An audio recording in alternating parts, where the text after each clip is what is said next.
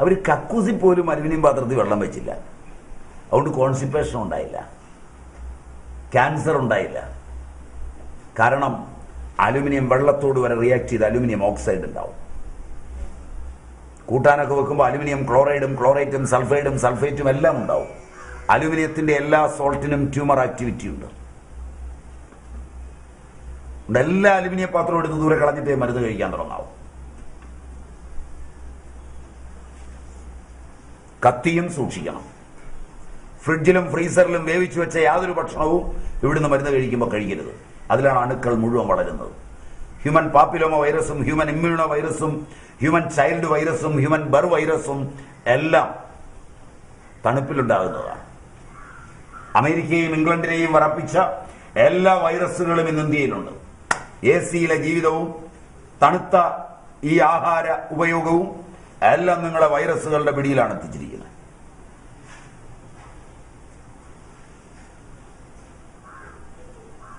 Microwave ഓവനിൽ പാചകം ചെയ്യുമ്പോൾ ഒരു വൈറസും ചാവില്ല. അതുകൊണ്ട് അവയും ഉപയോഗിക്കരുത്. ടെസ്റ്റ് ചെയ്ത് നോക്കാൻ നിങ്ങൾക്ക്. മൈദ തുടരുത്. ഗോതമ്പിന്റെ തവിടുമുമയും കളഞ്ഞ് അലോക്സാൻ എന്ന കെമിക്കൽ ചേർത്ത് സോഫ്റ്റ് ആക്കുന്ന മൈദ മാരകമായ ആരോഗ്യ പ്രശ്നങ്ങൾ ഉണ്ടാക്കുന്നതാണ്. അരിപ്പൊടി, പുട്ടുപൊടി ഇവയെല്ലാം അലോക്സാൻ ചേർന്നാണ് വരുന്നത്, മൈദ മാത്രമല്ല. ബീറ്റ കോശങ്ങളെ ബാധിക്കുന്നതും ടൈപ്പ് 1 പ്രമേഹം ചെറുപ്പത്തിലെ ഉണ്ടാകുന്നതും pituitary adenoma, glioma, mixed glioma, glioblastoma മുതലായ രോഗങ്ങൾ ഉണ്ടാക്കുന്നതുമാണ് ഈ സാധനം. മൈദയുടെ പൂർണ്ണാവതാരമാണ് പൊറോട്ട. പൊറോട്ട തിന്നുന്നെങ്കിൽ ഇവിടുത്തെ മരുന്ന് വാങ്ങരുത്.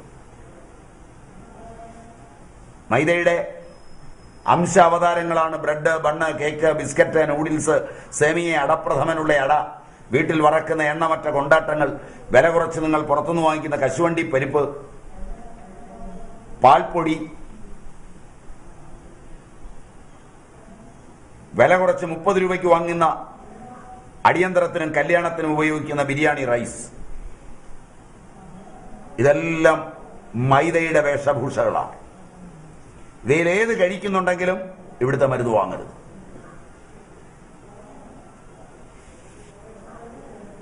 എന്താ സംശയിച്ചു നോക്കുന്നത്? കശുവണ്ടി പരിപ്പെന്ന് പറഞ്ഞുകൊണ്ടാ അച്ഛനകത്തുണ്ടാക്കുന്നതാ. ബിരിയാണി റൈസ് അച്ഛനകത്തുണ്ടാക്കുന്നതാ. വെള്ളത്തിലേക്ക് ഇട്ടാൽ നീളും. അല്ലാതെ ഒറിജിനൽ ബസുമതിക്ക് എവിടെയെങ്കിലും പരസ്യം വേണോ? സിനിമാ നടന്മാരുടെ പരസ്യം വേണോ ഒറിജിനൽ ബസുമതിക്ക്? ഇത് കഴിക്കൂ, ഇത് കഴിച്ചാലാണ് നിങ്ങൾ കുളമാകുന്നത്, നിങ്ങളുടെ പിള്ളേര് നശിക്കുന്നത്, അങ്ങനെ വേണം ഇവിടുത്തെ ജനസംഖ്യ കുറയ്ക്കാൻ.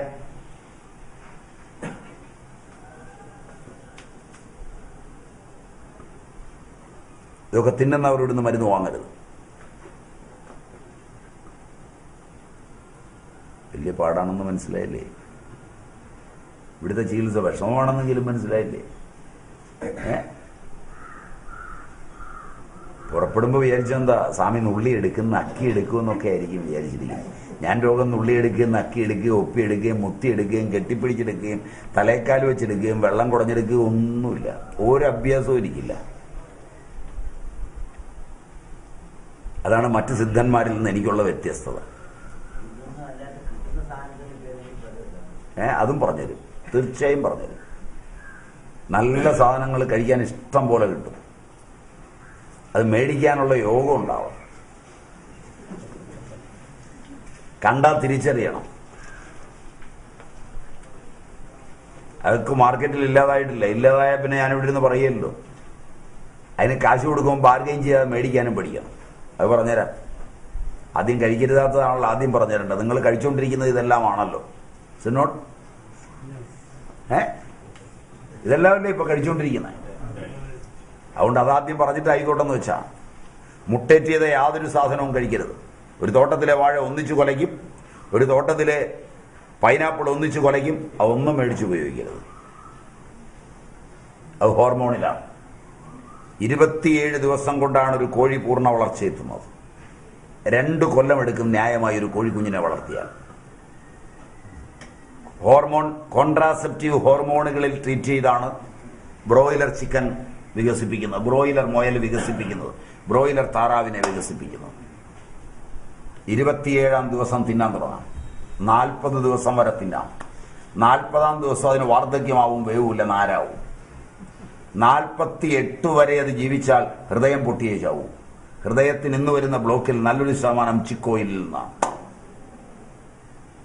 അമേരിക്കയിലും ഇംഗ്ലണ്ടിലും കോഴിയെ കെട്ടിത്തൂക്കിയിട്ട് അതിൻ്റെ എല്ലാം പറിച്ചു കളഞ്ഞ് ഒരു പ്രത്യേക ആവേഗത്തിൽ കറക്കി ചിക്കോയിൽ മാറ്റിയിട്ടാണ് വിൽപ്പനയ്ക്ക് വരുന്നത്.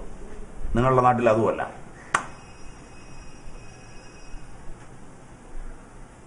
മാരകമാണ് ഈ സാധനം. ഫിഷറീസ് ഡിപ്പാർട്ട്മെന്റ് ഇപ്പോൾ പുതിയ ഗവേഷണത്തിലാണ് ഏർപ്പെട്ടിരിക്കുന്നത്. ഒമേഗ-3 ഓയിൽ ചിക്കൻ വഴി നിങ്ങളിൽ എത്തിക്കുന്നതിന് വേണ്ടി കോഴിക്ക് മത്തി തീറ്റയായി കൊടുത്ത് മത്തിയിലെ ഒമേഗ-3 ഓയിൽ കോഴിയിൽ കയറ്റിയിട്ട് പുതിയ പരീക്ഷണം വരാൻ പോവുക. അത് തിന്നുന്നതോടെ നിങ്ങൾ പൂർണ്ണമായും ചത്തിരിക്കും.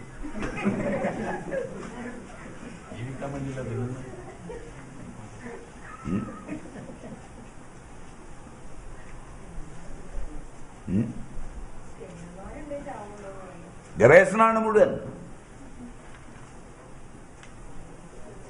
നിങ്ങളുടെ ആധുനിക മരുന്നുകൾ ഉൾപ്പെടെ 5 കൊല്ലത്തിൽ കൂടുതൽ ആയുസില്ലെന്ന് ഓർക്കണം. അതാണ് ശാസ്ത്രമാണെന്ന് പറഞ്ഞ് നിങ്ങൾ ചുമക്കുന്നത്. 5000 കൊല്ലം മുമ്പ് ഒരു മഞ്ഞപ്പിത്തത്തിന് ഒരു കീഴാർ നെല്ലി കൊടുത്താൽ കുറയുമെങ്കിൽ ചരകൻ അന്ന് കൊടുത്താൽ അല്ലെങ്കിൽ സുശ്രുതൻ അന്ന് കൊടുത്ത അതേ മരുന്ന് ഇന്ന് കൊടുത്താലും മാറും. അത് ശാസ്ത്രമല്ല, അന്ധവിശ്വാസം. മനസ്സിലായില്ല? ഇന്നലെ രാത്രി ഒരുത്തൻ കണ്ടുപിടിച്ച് 30 കോടി രൂപയുടെ കച്ചവടവും നടത്തിയ സാധനം 3-ാം കൊല്ലം വളരെ അപകടകരമാണെന്നും ഒരുപാട് ബ്രെയിനെ ബാധിച്ചുവെന്നും ഒരുപാട് കുട്ടികളുടെ ജീവിതം നശിപ്പിച്ചുവെന്നും പറഞ്ഞാൽ അത് ശാസ്ത്രം. എത്ര വികലമാണ് നിങ്ങളുടെ ശാസ്ത്രം!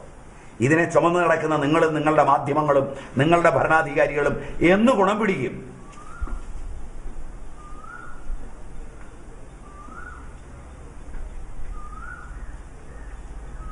ശരിക്കാലോചിക്കുക.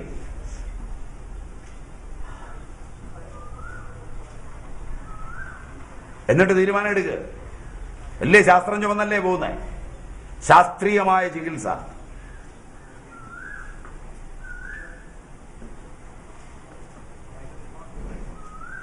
കോഴിയെ തിന്നുമ്പോൾ ഒരുപാട് അപകടമുണ്ട്.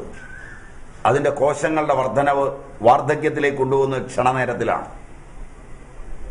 2 കൊല്ലം യൗവനമെടുക്കാൻ പ്രായമാകുന്ന കോഴി,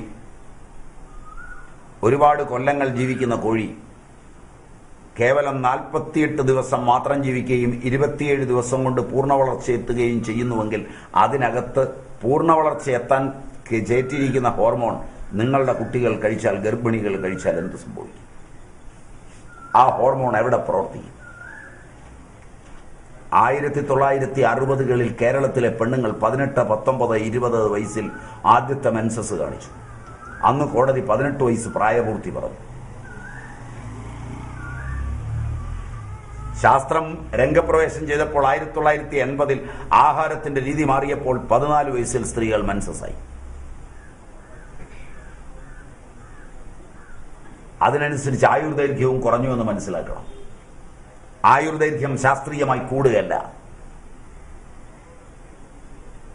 20 വയസ്സിൽ മെൻസസ് ആയപ്പോൾ 120 വയസ്സുവരെ ജീവിച്ച സ്ത്രീകൾ 14 വയസ്സിലേക്ക് കുറഞ്ഞപ്പോൾ 84 വയസ്സിലേക്ക് ആയുർദൈർഘ്യം താന്നു. 1990 12, 13 വയസ്സായി. 2000 ആണ്ടിൽ 11, 12 വയസ്സായി. 2010 ഡെക്കേഡിൽ 7.5 മുതൽ 10 വയസ്സ് വരെയായി. അതിനനുസരിച്ച് വാർദ്ധക്യം നേരത്തെ എത്തി. 7 വയസ്സിൽ മകൾ മെൻസസായി. 42ാമത്തെ വയസ്സിൽ അവൾക്ക് വാർദ്ധക്യമായതാണ് ക്യാൻസർ ആകുന്നത്. ക്യാൻസർ വാർദ്ധക്യമാണ്. ആരോഗ്യപരമായി വാർദ്ധക്യം മാത്രമാണ്, രോഗമല്ല. പിനിയൽ ഗ്രന്ഥിയുടെ പരിഹാരമില്ലാത്തൊരു പരിവർത്തനമാണ് എല്ലാ ക്യാൻസറും.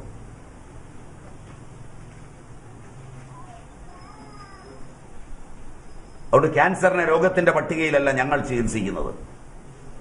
ഞങ്ങൾ വിശ്വസിക്കുന്ന ആയുർവേദത്തിന് മാത്രമേ അത് ചികിത്സിക്കാൻ ശാസ്ത്രമുള്ളൂ എന്നാണ്. കാരണം വാർദ്ധക്യത്തിന് ചികിത്സയുള്ളത് ആയുർവേദ ശാസ്ത്രശാഖയിൽ മാത്രമാണ്.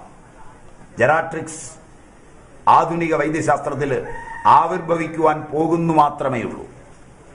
മറിച്ച് രസായനവും